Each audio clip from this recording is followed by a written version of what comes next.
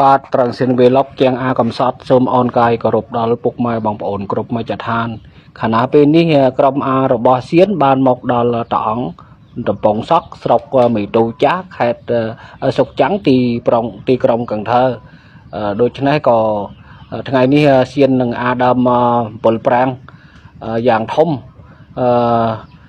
ព្រោះធ្លាក់ទៅកដាលព្រែកទូកកដាគេតែងតែបើកបរមកដូច្នេះហើយម្ចាស់ផ្ទះក៏ពឹងសៀនឡើងដើម្បីអារំលោះមេឃរួចហើយអារលំមកខាងបើឲ្យគេ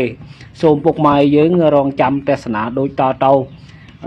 ក្នុងការអាយឈើក្នុងការតែងកំណាប់បើមិនខុសតកន្លែងណាសូមពុកម៉ែយើងជួយអធិស្ឋាន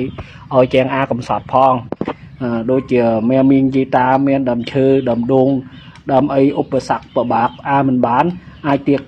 តងមកសៀនជាងអាតវិចរងចាំចនិច្ចកាលនេះហើយជាភេបរំលោះមេឃហើយបងប្អូនពេលនេះសៀននឹងចង់ខ្សែរួចហើយក៏ចង់លំកលដូច្នេះជាងអាកំសត់សូមគោរពលាមាននិយាយត្រាត្រឹមនេះសន្មតជួបគ្នានៅវីដេអូក្រោយបាទសូមជម្រាបលា